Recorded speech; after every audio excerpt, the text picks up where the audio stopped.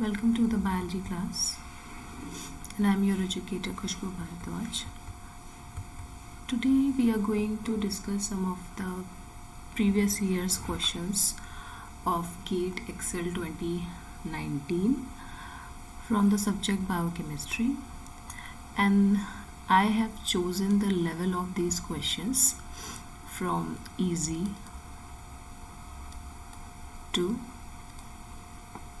moderate. Okay, I have selected all the questions which looked easy and moderate and compiled them together for you to will solve them together. So yes, let's start this. So the first question says that catalase is found exclusively in. Catalase is found exclusively in. We know what is catalase, right? Catalase क्या होता है? It's an enzyme. It's an enzyme. It's a protein. During our graduation classes, we have also performed the oxygen evolution test, in which we took that leaf macerated leaf tissue and then उसमें हमने catalase activity major करी थी oxygen bubbles को देख के. तो catalase एक बहुत इंपॉर्टेंट एंजाइम है. क्यों? क्योंकि जो इसकी स्पेसिफिक एक्टिविटी है, कैटलेज की जो भी स्पेसिफिक एक्टिविटी होती है वो बहुत ज़्यादा हाई होती है. स्पेसिफिक एक्टिविटी हाई होने की वजह से इसका टर्नओवर नंबर भी बहुत ज़्यादा होता है. इट मीन्स कि एक मॉलिक्यूल कैटलेज का, एक मॉलिक्यूल कैटलेज एंजाइम का वो मिलियंस ऑफ सबस्ट्रेट को कन्वर्ट कर सकता है प्रोडक्ट में. ठीक है, तो ये बहुत फास्ट एंजाइम है, इसीलिए ये इम्पॉर्टेंट है. अब क्वेश्चन में पूछा जा रहा है कि catalase is found exclusively in. आपको यहाँ पे 4 सेल ऑर्गेनेल के नाम दे दिए हैं. आपको बताना है कि कैटलेज कौन से सेल ऑर्गेनेल में होता है. तो ये बहुत आसान क्वेश्चन है. कैटलेज का सबस्ट्रेट होता है हाइड्रोजन परऑक्साइड H2O2. और कैटलेज क्या करता है, ये रिएक्शन आपने काफ़ी बार पढ़ी होगी. कैटलेज इस हाइड्रोजन परऑक्साइड को वाटर प्लस ऑक्सीजन में कन्वर्ट कर देता है. राइट, वाटर प्लस ऑक्सीजन में कन्वर्ट कर देता है कैटलेज इसको. तो ये आपने ये रिएक्शन बहुत बार पढ़ी होगी. अब आपको यहीं से याद रखना है कि इसका जो सबस्ट्रेट है वो क्या है. It is hydrogen peroxide. और ये आपको कहाँ मिलता है? परऑक्सीसोम में. ठीक है. कैटलेज का काम होता है कि ये हाईली रिएक्टिव हाइड्रोजन परऑक्साइड, जो कि ROS यानी कि रिएक्टिव ऑक्सीजन स्पीशीज़ बनाने में बहुत बड़ा रोल प्ले करती है, उसको ये सिस्टम से रिमूव करवाता है. अदरवाइज़ फिर जो सेल्स होंगे वो एजिंग की तरफ चले जाएंगे और बहुत सारे अदर प्रॉब्लम्स क्रिएट होने लगेंगे. तो ये क्या करता है, कैटलेज हाइड्रोजन परऑक्साइड को कन्वर्ट कर देता है लेस रिएक्टिव फॉर्म्स वाटर और ऑक्सीजन में. और हाइड्रोजन परऑक्साइड कहाँ रिसाइड करता है? तो परऑक्सीसोम में. तो कैटलेज कहाँ होगा, उसकी एक्टिविटी कहाँ शो होगी? परऑक्सीसोम में. ये सेल का स्ट्रक्चर आप देख लो. ठीक है, ये एक छोटा सा परऑक्सीसोम है. इसको यहाँ पे जूम करके दिखाया गया है. परऑक्सीसोम में हाइड्रोजन परऑक्साइड है, वही जो मैंने अभी आपको बताया. इसको कैटलेज के थ्रू कन्वर्ट कर दिया जाता है लेस रिएक्टिव फॉर्म्स में. तो ये कहाँ पे होता है? परऑक्सीसोम में. Okay, let's move to next question. Next question देखिए आपका इम्यूनोलॉजी का है. बायोकेमिस्ट्री में मैंने बताया था आपको इम्यूनोलॉजी से क्वेश्चन आते हैं. नेक्स्ट क्वेश्चन इम्यूनोलॉजी का बहुत आसान क्वेश्चन है ये. इसमें लिखा हुआ है कि RAG recombinase is responsible for the formation of specific immunity और the specific immune receptors. This process occurs in. अब स्पेसिफिक इम्यून रिसेप्टर्स मतलब क्या हुआ? वो इम्यून रिसेप्टर्स, क्वेश्चन पढ़िए और समझने की कोशिश करिए. इम्यून रिसेप्टर्स जो बहुत ज़्यादा स्पेसिफिक हों, ऐसे इम्यून रिसेप्टर्स जो बहुत ज़्यादा स्पेसिफिक हों, वो कहाँ होंगे? क्या वो इनेट इम्यून रिस्पॉन्स शो करेंगे, क्या वो इनेट इम्यूनिटी का पार्ट होंगे? इनेट इम्यूनिटी नॉन स्पेसिफिक होती है, तो आप किसकी बात करेंगे? एडेप्टिव इम्यूनिटी की, ठीक है। You will talk about adaptive immunity, specific immune receptors. और एडेप्टिव इम्यूनिटी में मैंने आपको क्या बताया था? बी सेल होते हैं और टी सेल होते हैं, ठीक है। अब बी सेल में जो आईजीज होती हैं या फिर इम्यूनोग्लोबुलिन्स होती हैं, ठीक है, वो एज अ रिसेप्टर वर्क करते हैं, वो एज अ रिसेप्टर वर्क करते हैं बी सेल के ऊपर, ठीक है। बी सेल्स या बहुत सारे एंटीजन प्रेजेंटिंग सेल्स के ऊपर इम्यूनोग्लोबुलिन्स बाइंड रहते हैं जो कि रिसेप्टर का काम करते हैं, रिसेप्टर का काम करते हैं। ये जैसे ये मान लीजिए आपका एक बी सेल है और इसके ऊपर ये इस तरह से एक एंटीबॉडी जुड़ी हुई है, ठीक है। अब ये एंटीबॉडी रिसेप्टर क्यों है? क्योंकि जब कोई एंटीजन आएगा, ये कोई एंटीजन आ रहा है, तो यही इसको रिसीव करने का काम कर रहा है, राइट। यही इस एंटीजन को रिसीव करने का काम कर रहा है, इसीलिए ये रिसेप्टर का काम कर रहा है। और ये जो एंटीजन यहाँ पे बाइंड करता है, ये बहुत ज़्यादा स्पेसिफिक रिएक्शन होती है, ये बहुत ज़्यादा स्पेसिफिक रिएक्शन होती है। तो यहाँ पे पूछा है कि RAG recombinase is responsible for the formation of specific immune receptors, this process occurs in. अब बी सेल आपको इसमें कहाँ दिख रहा है? ये आपको बी सेल दिख रहा है, ठीक है। इसका आंसर क्या हो जाएगा? ए।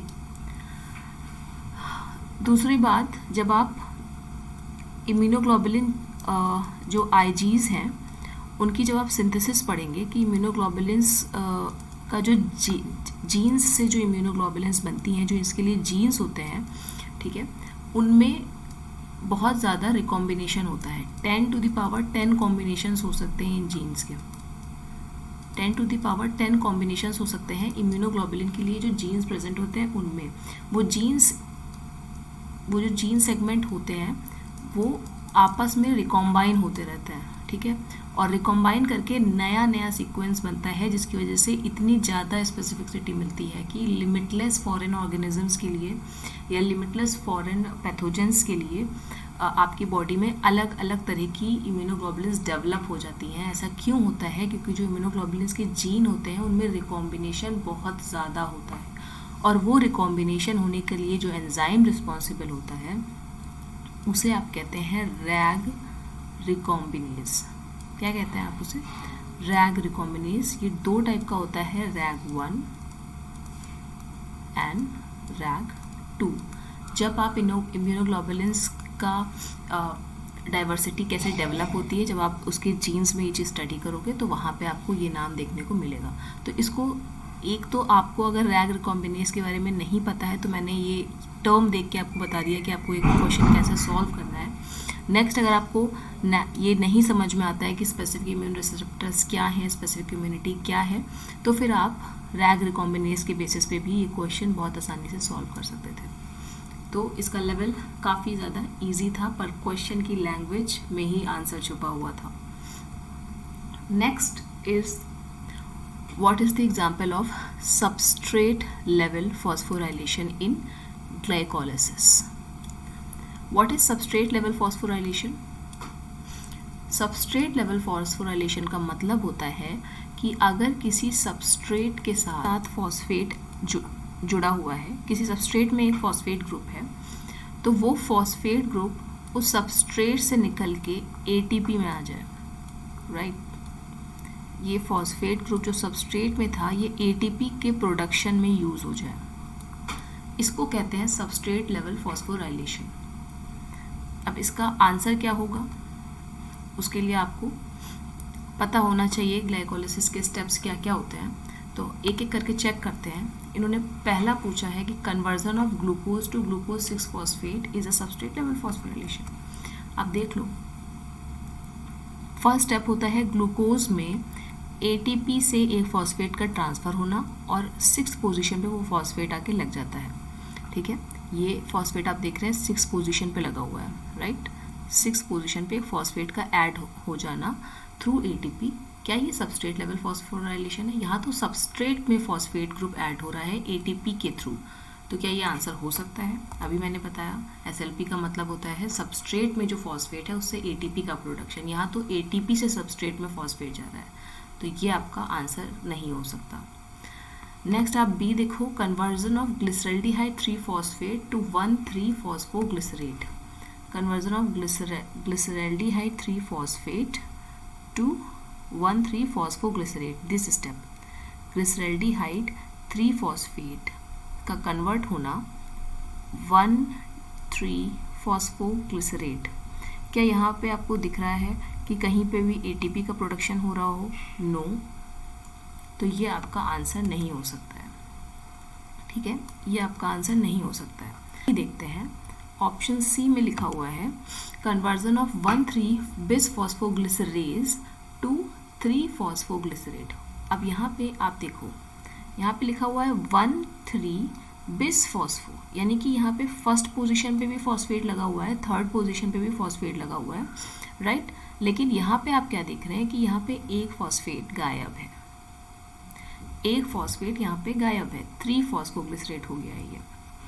तो ये 7 स्टेप में होता है, 1,3-फॉस्फोग्लिसरेट, एक जो इसमें से फॉस्फेट था वो रिमूव कर दिया गया और उससे क्या बन गया? एटीपी। ठीक है, this is 7 step is your substrate level phosphorylation. और यहाँ क्या बचा? Three phosphoglycerate, first second carbon and यहाँ पे है थर्ड कार्बन। ठीक है, तो यहाँ पे 1/3 पे भी फॉस्फेट लगा हुआ है और फर्स्ट पे भी फॉस्फेट लगा हुआ दिख रहा है आपको। जब एटीपी बना तो फर्स्ट वाला फॉस्फेट जो था वो कहाँ चला गया? एटीपी में ट्रांसफ़र हो गया।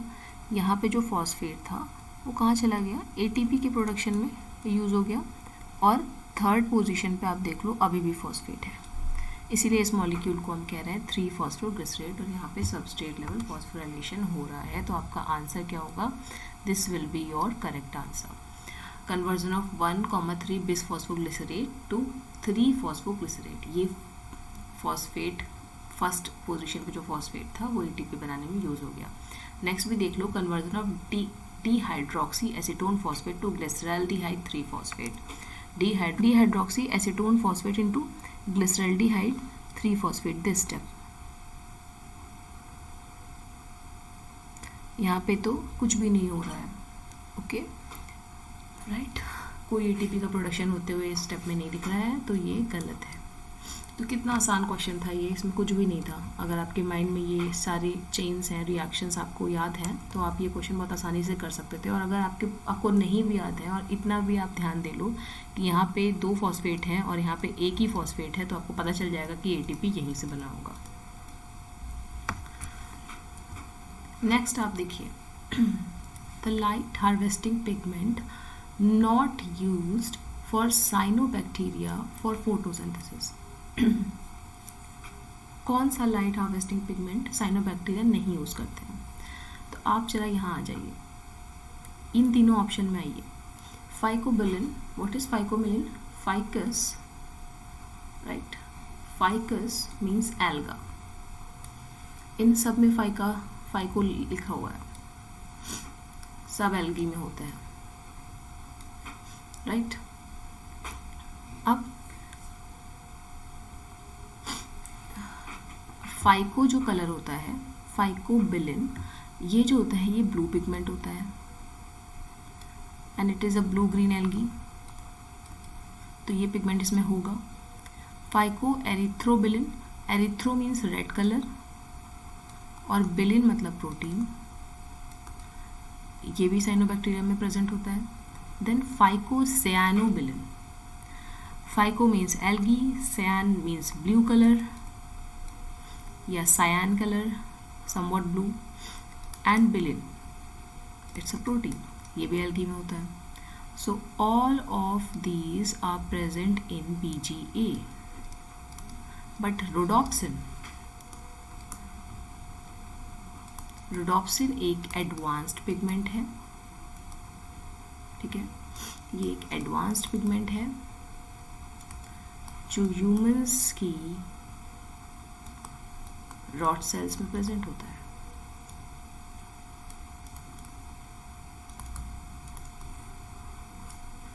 तो रोडोप्सिन तो ह्यूमन में प्रेजेंट होता है, so it is not present in cyanobacteria. इसका आंसर हो जाएगा रोडोप्सिन। आपको बहुत ज़्यादा ध्यान रखना होगा एग्जाम में कि नॉट लिखा है कि करेक्ट इनकरेक्ट लिखा है, इनमें बहुत ज़्यादा कन्फ्यूजन्स होते हैं। तो कितना इजी क्वेश्चन था ये। नेक्स्ट यहाँ पे पूछा गया है कि nitric oxide synthase is responsible for the generation of nitric oxide and important signalling molecule the substrate for this enzyme. Nitrate oxide synthase, ये आपका सेल्फ सिग्नलिंग का क्वेश्चन है।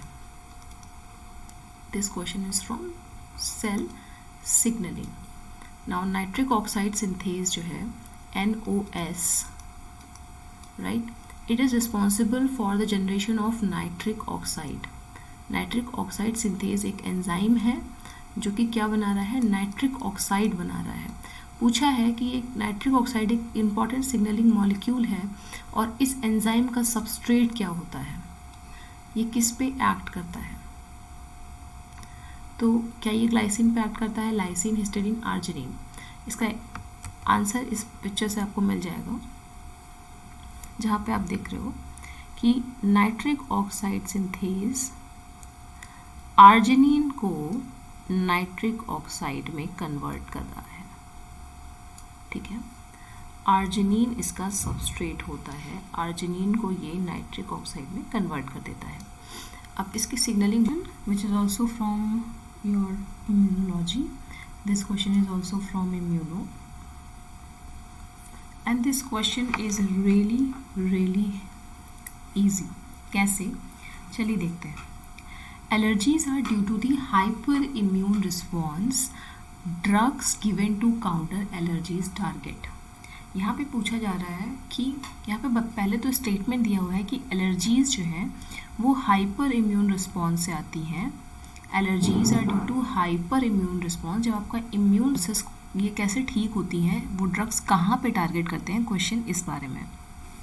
तो इसके लिए आपको पहले तो पता होना चाहिए कि जब भी कोई एलर्जी होती है तो रिस्पॉन्स फिर क्या आता है, right.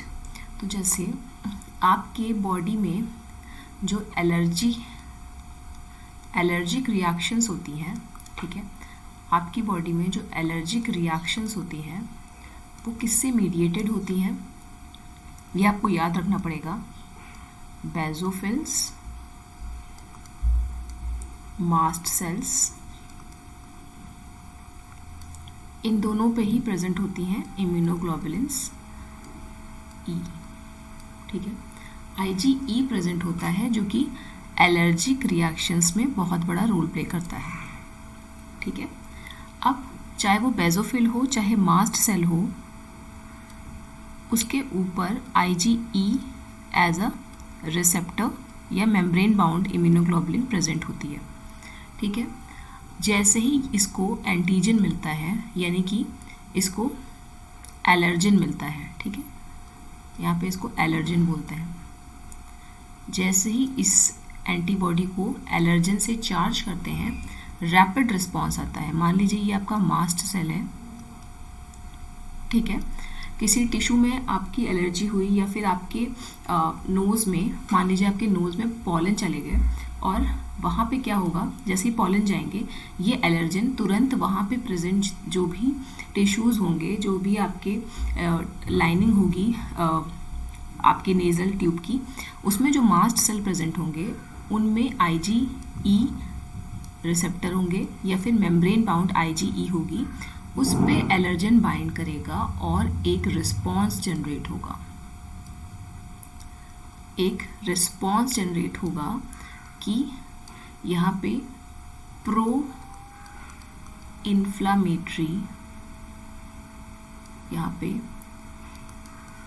Inflammatory chemicals mast cell synthesise करने लगेगा, ठीक है। और वो प्रो इन्फ्लेमेटरी केमिकल बहुत सारे होते हैं, उनमें से एक मेजर जो होता है वो है हिस्टामीन, ठीक है। Histamine pro inflammatory chemical synthesise होना शुरू हो जाएगा और हिस्टामीन फिर प्रो इन्फ्लेमेशन यानी कि इन्फ्लामेशन कॉज करेगा, हिस्टामिन क्या करेगा, इन्फ्लामेशन कॉज करेगा, कॉजेस इन्फ्लेमेशन। इन्फ्लेमेशन का मतलब है कि जैसे अगर आपकी नोज़ में कोई एलर्जन गया है तो आपकी नोज़ रनी हो जाएगी, रनी नोज़, मोर म्यूकस प्रोडक्शन, ठीक है, थिन मेम्ब्रेन, इस तरह की रिस्पॉन्सेज ये आपको देने लगेगा, ठीक है। वहाँ पे जो ब्लड होता है वो बहुत ज़्यादा लीकेज आ जाएगा, ब्लड सर्कुलेशन बहुत ज़्यादा फास्ट हो जाएगा, ये सारे रिस्पॉन्सेज आएंगे। और जो एलर्जिक रिएक्शन में आपको ड्रग मिलेगा, ये ड्रग किसको टारगेट करेगा, drugs given to counter the allergies target this histamine, ठीक है। इस ड्रग के थ्रू इसको टारगेट किया जाएगा ताकि ये रिस्पॉन्सेज जो बॉडी क्रिएट कर रही है, ताकि एलर्जिक रिएक्शन जो हुई है, जो एलर्जन है वो रिमूव हो जाए आपकी बॉडी से, ठीक है, एलर्जन आपकी बॉडी से रिमूव हो जाए, इसलिए ये इतने भयानक तरह के आपको रिस्पॉन्सेज देखने को मिलते हैं। और जब आप ड्रग्स लेते हैं तो ड्रग्स क्या करते हैं, इस हिस्टामिन को टारगेट करते हैं ताकि ये रिस्पॉन्सेज थोड़े से सॉफ्ट हो जाएं, थोड़े से कम हो जाएं, ठीक है। तो इसका आंसर क्या होगा, हिस्टामिन। नेक्स्ट क्वेश्चन फिर एक इम्यूनो से है, आप खुद देख लो, बायोकेमिस्ट्री में अब तक 3 क्वेश्चन इम्यूनो से आ चुके हैं, ठीक है। अभी ज़ूलॉजी का पेपर तो सॉल्व भी नहीं किया है, 3 क्वेश्चन इम्यूनो से, वो भी जो कि हाई टू मॉडरेट लेवल थे। A mixture of following purified proteins IgG, IgM and FAB fragment of immunoglobulins is separated using gel filtration chromatography. The order of evolution of these proteins first to last. इससे आसान question तो कोई हो ही नहीं सकता है। Gel filtration chromatography, gel filtration chromatography,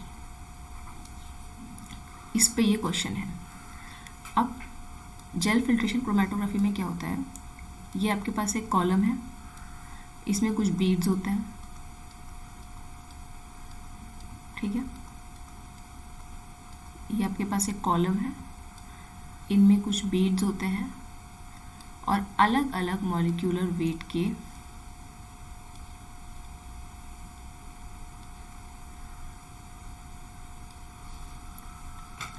आप यहाँ से इसमें से चीज़ें सेपरेट करवा रहे होते हो, ठीक है। जो छोटे मॉलिक्यूल्स होते हैं इसमें आपको ये याद रखना है कि जो स्मॉलर मॉलिक्यूल होते हैं वो बीड्स में फंस जाते हैं, और जो लार्जर मॉलिक्यूल होते हैं वो बहुत ही जल्दी पहले ही एल्यूट आउट हो जाते हैं, ठीक है। जो लार्जर मॉलिक्यूल हैं वो बहुत ही पहले एल्यूट होंगे, तो इसमें जो सीक्वेंस आएगा वो क्या होगा, जो साइज़ जिसका सबसे बड़ा होगा वो सबसे पहले आएगा, फिर उसके बाद जिसका साइज़ कम होगा वो आएगा, ठीक है। इस तरह का सीक्वेंस आता है इसमें। तो आपको कैसे पता चलेगा कि इनका साइज़ क्या होता है, तो उसके लिए आपको इन सभी जितने भी यहाँ पर नाम लिखे हुए हैं IgG, M और FAB फ्रेगमेंट, आपको पता होना चाहिए कि इनका स्ट्रक्चर कैसा होता है। तो अब ये देखिए स्ट्रक्चर, ये है IgG का स्ट्रक्चर, ये है IgE का स्ट्रक्चर, IgD का स्ट्रक्चर, IgM, ठीक है, ये है IgA। अब यहाँ पे आप देखिए IgA क्या है, वाई शेप्ड एंटीबॉडी है, IgE भी वाई शेप्ड एंटीबॉडी है, IgD भी एक वाई शेप्ड एंटीबॉडी है। बट आप IgM में देखिए, ये एक पेंटामेरस एंटीबॉडी होती है, ठीक है। IgM जो होती है वो एक पेंटामेरस होती है, यानी कि इसका स्ट्रक्चर जो है वो काफ़ी बड़ा होगा as compare to other IgG, E और T। ये पेंटामेरस होती है, प्लस इनमें ये एक जॉइनिंग चेन भी होती है, this is a joining chain, जिसके थ्रू ये सारी एंटीबॉडीज़ जुड़ी रहती हैं और ये पेंटामेरस एंटीबॉडीज़ बनाती हैं। इनके बीच में डाइसल्फाइड बॉन्ड्स भी होते हैं। तो इसका जो मॉलिक्यूलर वेट होगा वो काफ़ी ज़्यादा होगा। अगर इसका मॉलिक्यूलर वेट x है, इसका x है, इसका x है, तो IgM का मॉलिक्यूलर वेट 5x होगा, राइट। वहीं पे IgA आप देखो, IgA में आपको 2 एंटीबॉडीज़ मिल रही हैं वाई शेप्ड, राइट। आपको एक ज्वाइनिंग चेन मिल रही है और साथ में आपको ये एक एस शेप्ड सेक्रेटरी प्रोटीन मिल रहा है। इसका मॉलिक्यूलर वेट x है, तो इसका मॉलिक्यूलर वेट फिर 2x होगा। तो साइज़ आप देखिए, साइज़ के अकॉर्डिंग सबसे बड़ा साइज़ किसमें, इसमें किसका है, IgM का साइज़ सबसे बड़ा है, देन IgA, और उसके बाद IgG, IgE, IgD, राइट। जब एक इम्यूनोग्लोबुलिन को आप प्रोटीन डाइजेस्ट करवाते हैं, प्रोटीन डाइजेशन करवाते हैं एक इम्यूनोग्लोबुलिन का, 2 तरह से आप प्रोटीन डाइजेशन करवा सकते हैं, पेप्सिन के थ्रू और पेपेन के थ्रू, ठीक है। अगर आपने पेप्सिन के थ्रू एक एंटीबॉडी को क्लीव करने की कोशिश की, तो वो कहाँ क्लीव करती है, वो हिंज रीजन के पास क्लीव करता है, ठीक है। और जैसे ही हिंज रीजन के पास से ये एंटीबॉडी को तोड़ेगा, तो ये एंटीबॉडी एक FAB पार्ट में निकल आएगा और एक FC रीजन में निकल आएगा। तो आपको क्या मिलेंगे, आपको FAB मिलेगा, 2 FAB मिलेंगे आपको, और आपको एक FC रीजन मिलेगा। FAB क्या होगा, ये पूरा एक पोर्शन FAB कहलाता है जिसमें एक एंटीजन बाइंड हो पाए, ठीक है। ये पूरा एक पोर्शन आपका FAB कहलाएगा जिनमें एक एंटीजन बाइंड हो जाए, और ये जो कांस्टेंट रीजन का जितना पार्ट होता है ये FC कहलाता है। इनको साइज़ के बेसिस पे यहाँ पे अलग अलग तरह से डिफाइन कर दिया है। तो आप अगर इम्यूनोग्लोबुलिन M देखिए, तो ये पेंटामेरस हुआ, पेंटामेरस का स्ट्रक्चर ये है, यानी कि ये मॉलिक्यूल काफ़ी बड़ा होगा, मॉलिक्यूलर वेट ज़्यादा होगा, साइज़ भी बड़ा होगा।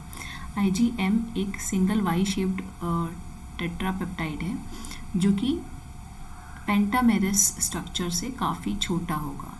और फैब पार्टिकल मैंने अभी आपको बताया, FAB पार्टिकल, वो सिर्फ एक एंटीजन बाइंडिंग साइट होती है एंटीबॉडी की, जो कि प्रोटीन डाइजेशन के थ्रू हमें मिलती है।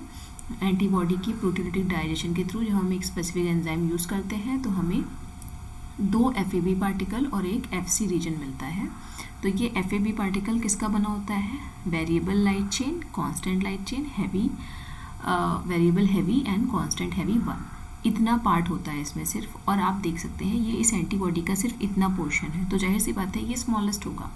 सो अगर आप इसको जेल फिल्ट्रेशन क्रोमेटोग्राफी से सेपरेट करेंगे तो जाहिर सी बात है कि जो कॉलम होगी, ठीक है, जो कॉलम होते हैं उसमें बीड्स होती हैं, ठीक है।